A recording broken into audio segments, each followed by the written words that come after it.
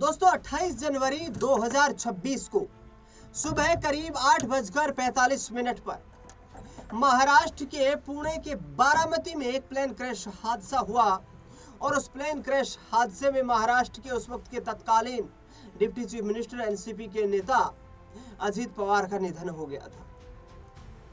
अजीत पवार का plane crash क्यों हुआ, कैसे हुआ, क्या कारण रहे, क्या मौसम खराब था, क्या विमान में कोई तकनीकी गड़बड़ी थी, क्या विमान पायलट जो है वो प्लेन को उड़ाने की परिस्थिति में नहीं था, ये तमाम सवाल उठे और इन तमाम सवालों को लेकर के सरकार से सवाल भी पूछे गए, जांच को लेकर भी सवाल उठे। लेकिन पिछले दिनों जो AAIB की रिपोर्ट सामने आई थी उससे पवार परिवार को कुछ निराशा ही हाथ लगी। AAIB की रिपोर्ट में बताया गया कि जो ब्लैक बॉक्स था उसमें जो डेटा रिकॉर्डर है वो नष्ट हो गया, क्षतिग्रस्त हो गया क्योंकि आग इतनी तेज थी।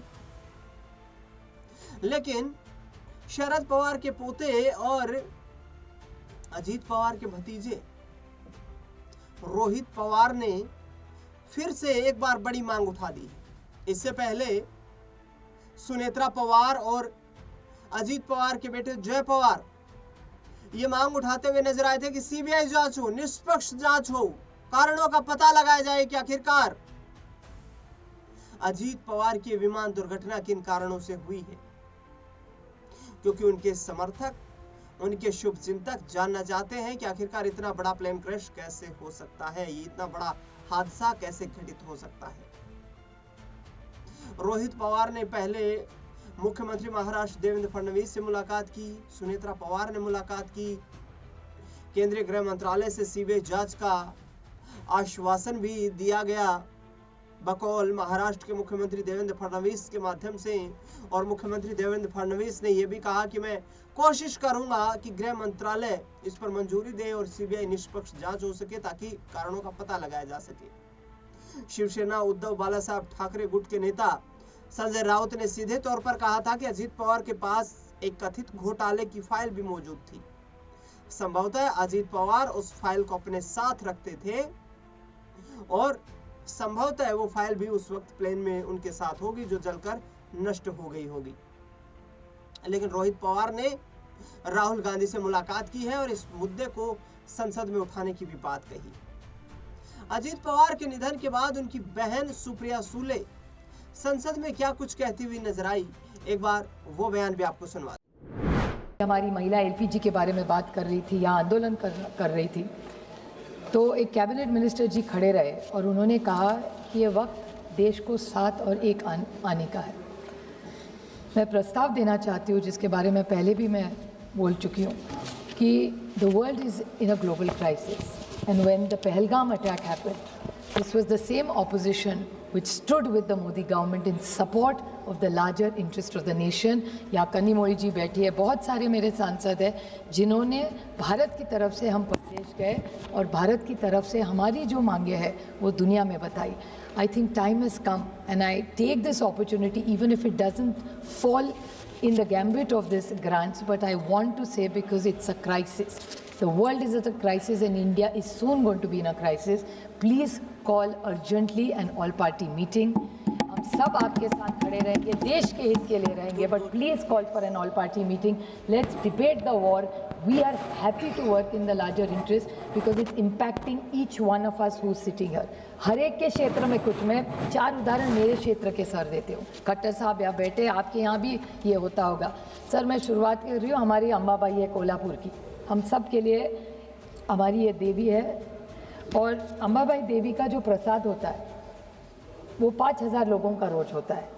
खट्टर साहब आज उसको 2000 लोगों को ही खाना खिला पा रहे क्योंकि गैस का इशू हो गया है और ये हमारी अम्बाबाई के नहीं सब जगह हो रहा है, तो मंदिरों में प्रॉब्लम्स होने लगा है।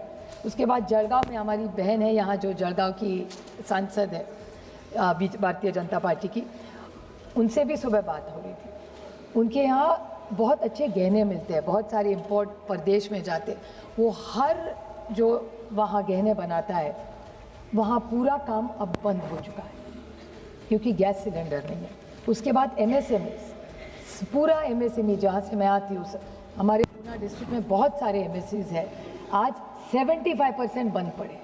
बजाज ऑटो की जैसी कंपनी लो, आप मर्सिडीज बेंज, जो भी इन्वेस्टमेंट्स हमारे यहाँ आई है पूना डिस्ट्रिक्ट में, वो सारी 70% एमएसएमईज बंद है क्योंकि गैस का क्राइसिस चल रहा है।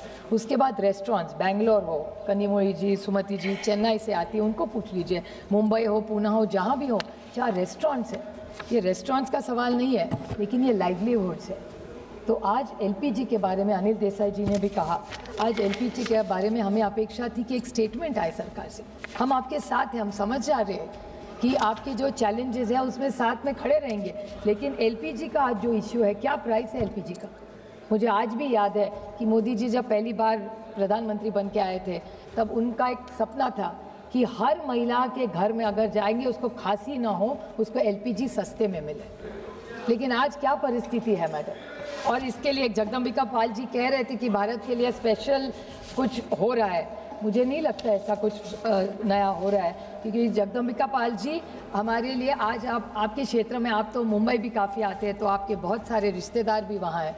आज मुंबई में सबसे बड़ी वेटिंग लिस्ट और पैनिक, लोग डरे हुए हैं, लोगों को समझ में नहीं आ रहा है एलपीजी मिलेगा कि नहीं मिलेगा।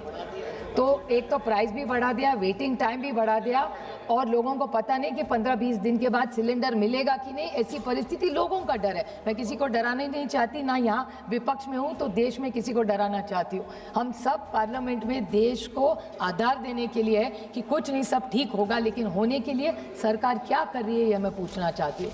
ये डिमांड का ग्रांट्स में बहुत सारी उन्होंने पूछेगी। एक नया आज ट्रम्प साहब ने एक नया ट्वीट किया आज, मैं पूछना चाहती हूँ सरकार को, आज ही एक ट्रेड इन्वेस्टिगेशन है, मुझे पता है कि इन्वेस्टिगेशन ही है, लेकिन एक ट्रेड इन्वेस्टिगेशन आए S301 of trade act. Can the honourable finance minister clarify to this nation that with this new trade act which is S301, which the honorable President of America has tweeted about, what is the impact that's going to have on our economy, and with this new numbers that तो सुना आपने सुप्रिया सुले को, जो सीधे तौर पर देश के मुद्दों को उठाती हुई सदन में नजर आई, संसद भवन में नजर आई।